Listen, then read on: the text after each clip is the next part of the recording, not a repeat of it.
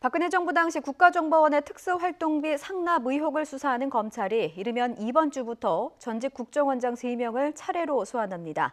국정원장의 승인 없이 쓸 수 없는 자금인 만큼 조사 결과 청와대 상납 경위가 밝혀질 것으로 보입니다.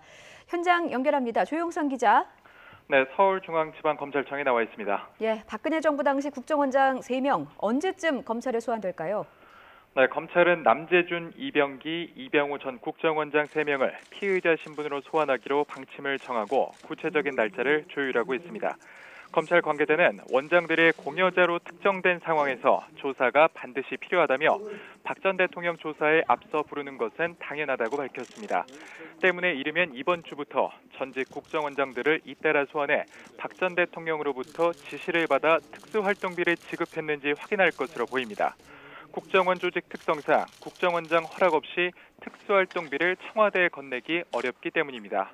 박 전 대통령이 국정원장과 사전에 상납과 관련해 말을 맞춘 뒤 이른바 문고리 3인방 이재만 안봉근 정호성 전 비서관이 대통령 지시를 받아 이현수 전 국정원 실장을 통해 돈을 받아왔다는 게 검찰이 추정하는 사건 개요입니다.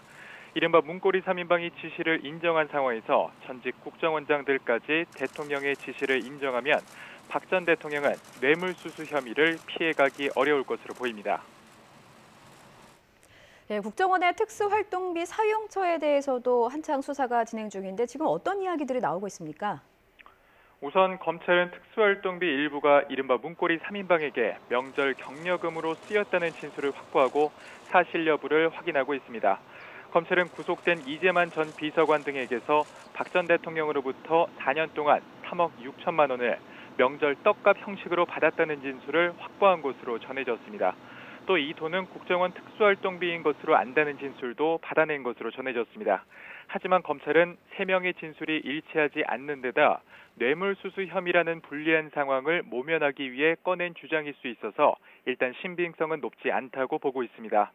검찰 관계자는 방어적 본능을 가지고 여러 가지 얘기를 할 수 있고 3억 6천만 원을 떡값이라고 표현하는 자체가 이치에 맞지 않는다고 분석하기도 했습니다. 박 전 대통령이 공식 석상에서 입은 100여 벌의 옷과 보톡스와 필러 등 진료에 들어간 비용에 국정원으로부터 상납받은 돈이 쓰였는지도 확인 대상입니다. 이와 함께 국정원 특수활동비가 최순실 씨에게 들어간 정황이 있는지도 검찰이 조사하고 있습니다. 지금까지 서울중앙지검에서 YTN 조용성입니다.